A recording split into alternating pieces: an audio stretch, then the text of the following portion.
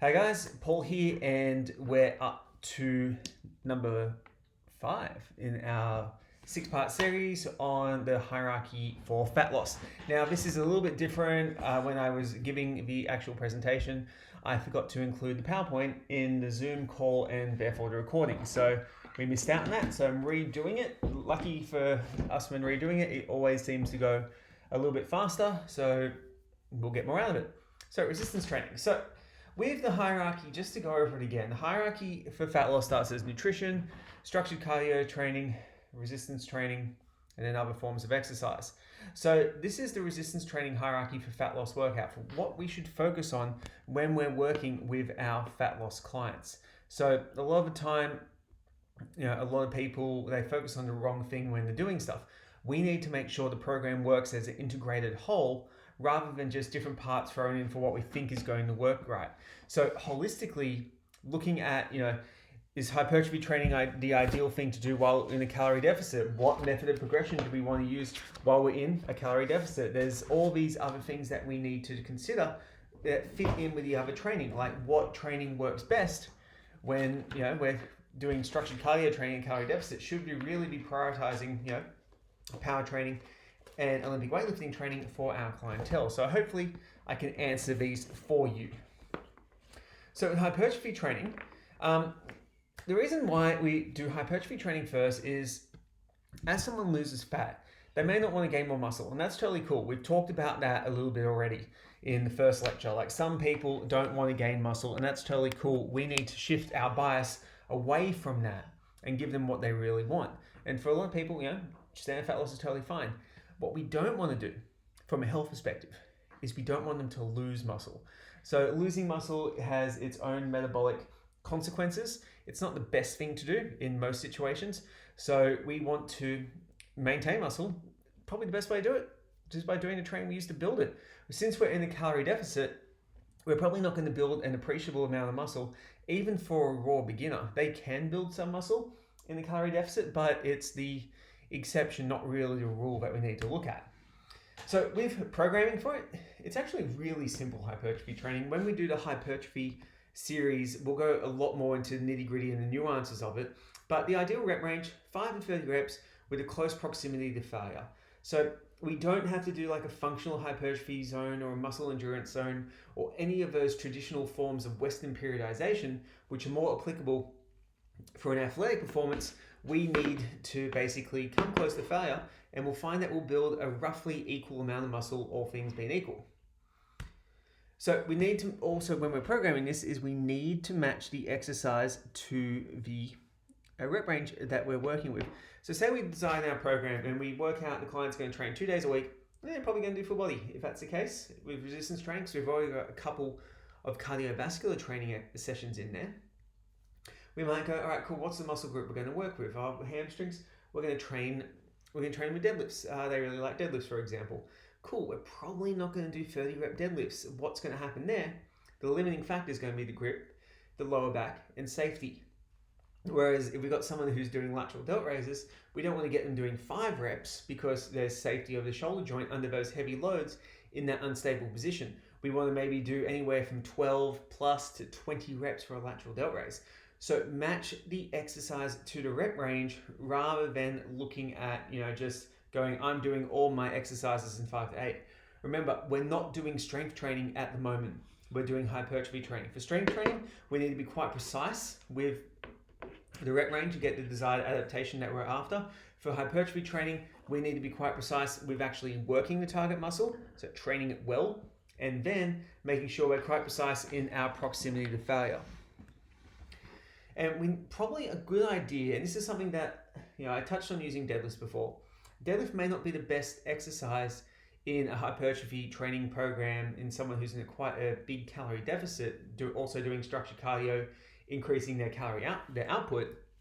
The reason being is that the deadlift has quite a long stimulus recovery curve. So you can train your deadlift on Tuesday and you might not be recovered to the next week. When you're in a calorie deficit, you have a longer connective tissue integrity curve as well. So it takes longer for your connective tissues to heal. It may be a better idea to do exercises that have a shorter stimulus recovery curve, such as machine-based work, as what that can do is that can, that can isolate the muscle quite well. They get the desired hypertrophy outcome, but without that much systemic fatigue. This is an interesting topic that we'll talk about a lot more in the muscle hypertrophy course, and if we increase training frequency, it's one of the things that we do need to consider. But we'll dive into that in great detail on the hypertrophy training course. For most of our general population clients, they're not that strong, you're probably okay. But if people are starting to get stronger and they're doing this, definitely shift towards exercises with a better stimulus recovery curve. And then you want to match the progressive overload stimulus to the dietary strategy. So if we have clients who are in a calorie deficit, they're losing weight, they're increasing the energy output for the use of structured cardio training using some of the paradigms that we've talked about before, we probably don't want to give them volume. Volume is awesome for hypertrophy. Volume is key. It's the king of hypertrophy progression systems. But if someone is in a calorie deficit and they don't have the raw substrates and materials to recover from that, high volume training is probably the fastest way to overload them and actually push them in a state where they're not going to recover as well. A better option may be to focus on intensity or reps in reserve as your primary method of increasing progressive overload in that program for that client. Now with strength training, cool deadlift picture. Strength can certainly be gained in a deficit. So, I've done it with hundreds of clients. It's actually not that hard to do at all. Generally, the programming becomes a bit more specific. It is a little bit different though to doing it in a surplus. So the application of progressive overload needs to be a little bit different, and also the overall volume demands of the program can change somewhat. I would generally pick hypertrophy training for most clients who are purely body composition, but if someone is interested in building and maintaining strength, you can absolutely do this as well in the context of this fat loss paradigm. So programming for strength in a calorie deficit needs to be simplified. Normal volume of resistance work cannot be performed. So the general strength training protocols that we use have a pretty high volume, particularly resistance exercises, to build up muscle mass. The more muscle mass that's built up, the bigger cross-sectional area of the muscle, the more force that can be applied to lift the weights. That's why you see bench press specialists doing tons of chest work and shoulders and tricep work. They're trying to get bigger there so they can apply more force. And then they cut down for competition by trying to lose as much body fat as possible slowly so they can maintain as much muscle. What we need to do a little bit differently if someone's in a deficit is look at dropping that volume of those assistance exercises and be very, very specific in what we're trying to do. We may not be doing the hypertrophy exercises. We may instead focus on exercises that target weak links. For example, if someone's back rounds in a deadlift, we might do good mornings and we might cut out something like a reverse hyper or 45-degree back extension, which is our hypertrophy work. And a good idea, and something that I've found to be very good usage of time when you're working with clients in a calorie deficit, is to focus on relative strength. So relative strength is strength relative to body weight. That means that if I weigh 100 kilos and I can deadlift 200 kilos, an 80 kilo person can deadlift 200 kilos, they're relatively stronger than me. Even if they deadlift 192, they're relatively stronger than me. So really good exercises to doing that are calisthenics, gymnastics, and body weight type movements. It can be a really good way to shift the focus away purely from just losing fat, and it can actually get people into a little bit more of a performance mindset. So if you have a client and they go for a cut and they're doing their fat loss and they get their first chin up during that, they're going to be extremely happy with the whole process. And losing weight makes chin ups easier. There's no argument about that. So if you can do this, you're going to tick multiple boxes, kill multiple birds, all those kind of cliches. You're going to help your clients actually start to enjoy the idea of strength training rather than just see it as a means to an end. And when people start to enjoy the progress, that's when you start seeing the magic happen. Now the next one, the third thing, is metabolic resistance training. So we can all tell what this class is. It's probably the worst way I've ever seen a goblet squat loaded in my life, which is why I chose the picture. But with these types of workouts, and it's not just F45, it does it, there's CrossFit, there's tons of others, like Orange Theory, etc. What these workouts do, they offer the promises of both resistance and cardio, but in reality, they don't really get the whole way there. You don't get an optimal muscle building stimulus, you don't get an optimal cardiovascular stimulus. you get kind of like a half-assed approach to both, which isn't really ideal for clients who have got a limited amount of time. They also generally tend to have pretty stupid dietary programs associated with them. So for one of these programs, they put everyone on 1,200 calories a day regardless. And when you're doing these training programs that burn lots of calories, they do burn lots of calories compared to normal strength training, people are absolutely exhausted and they struggle to function in their daily life, and they cheat in their diet and it becomes a whole bunch of problems.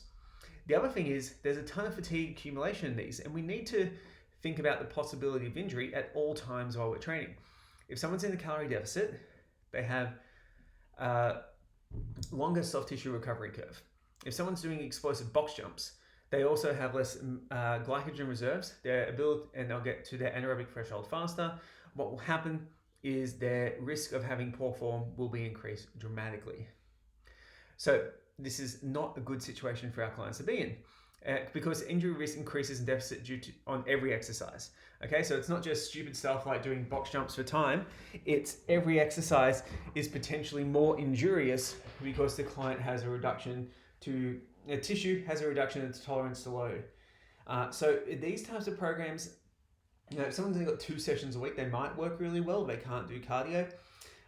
They hate it, for example. It might be like an okay option, but they're definitely not the best option. If you have more time available to you, pick the first 2 options, work from there. This is a third thing. I don't think this should happen all the time anyway. Now the next one is power training and Olympic weightlifting. So with these activities, they have a low energy man, they have high coordination and pretty high forces. That's a lot going on, and you can't learn as well when you're in a calorie deficit, when you're absolutely struggling to stay awake half the time. And in terms of use of training time per hour, they're not that useful. So we need to allocate our resources very wisely. And a lot of people like to put their biases onto their clients. So if you have a trainer who loves Olympic weightlifting, who starts learning it, they start pushing their clients towards it. Same with power training, same with powerlifting, same with any kind of like strength sport. They start pushing their clients there. But generally it's a low priority for most people. So what my recommendation is to avoid all this stuff while someone's in a dedicated fat loss phase. It's not the best time to learn it. It's new movements. It has an increased risk of injury just from that alone. You see the picture of the guy. It's gorgeous how he's just put a barbell shaped indent in his face. And then also not very calorie expensive sports to do. It also take a long time to do. A standard Olympic weightlifting session can take anywhere between 90 to 2.5 hours to do properly, which is something that most of our clients don't really have. And then finally, misguided high rep workouts. So this is something that happened a lot due to COVID. And these bother me. There's a lot of bother here. But basically, the program uses random numbers to design it. Oh, we're going to do 300 of this, like the 300 workout is one. We're going to do 500 of this. We're going to do 1,000 of that. These things really cause a whole bunch of problems. Increased injury risk, particularly wrists. So many people got wrist sprains and strains during COVID due to doing insane amounts of push-ups, handstands, and like animal flow movements without actually, building up their wrist. Poor motor programming due to excessive fatigue under load. If you do a workout where you're programmed to do 200 push-ups, that's a ton of push-ups. Your form is generally not going to be that great, and people are going to push it to go faster and faster. They're generally against the clock. So they're not really going to get high quality reps where they actually, work biomechanically optimally and get the most out of each and every rep. They actually lose a lot of the benefits of doing push-ups when you do such high reps. There's also incredibly imbalanced programming with these high rep programs. There's very little movement of the scapula in all its different ranges, and there's very little hip dominant work as well. So we know by now that the scapula needs to be trained pretty extensively in lots of different patterns to have healthy shoulders and a healthy thoracic spine, and the hips certainly need to be trained in extension, and the posterior chain needs to be strengthened to allow for people to keep on progressing forward and forward. The last one is spinal flexion for days. So these workouts were throwing a couple of 100 crunches. There has been evidence to show that disc bulges do happen under flexion. Do I think it's as fragile as the McGill model where a pig spine is flexed? No, because there's muscles there. But you don't want to be doing it every single day all the time. A little's, great. A lot is probably not necessary and probably not the best use of your time for core stability training for clients. So a lot of people will do these programs and wonder why they have back or neck pain after it. Well, it's because the programming is incredibly imbalanced and it overworks muscle groups more than what they should. One thing about building your rectus abdominis is it's primarily a fast twitch muscle. So doing like sets of 200 reps is probably not useful for that muscle to actually get its proper development and can actually cause a whole bunch of other issues as well. And finally, they bother me. They basically just represent laziness, which I abhor. It's a lazy use of programming. It's not valuing your clients enough to actually put the effort in and make a program that fits in with what they need, with what they have. So one of the signs of a good coach is they can provide an overload stimulus just by simply looking at whatever the client has and putting stuff together that will help clients, get better. So guys, that is basically this workshop. So there's not a lot here that we need to, worry about. We're going to cover a lot of this in hypertrophy pyramids and the strength pyramids. So when we go through those, you'll be able to apply those principles really quickly to fat loss. What we're going to do for the last lecture is quite a small component because it's not a high priority. So what we're going to do is we're going to cover that, and then we're going to go over practical tips that you can use to implement these with your clients as soon as possible so you can start getting better fat loss results. Thanks heaps for your attention, guys. Love you all, and speak to you soon.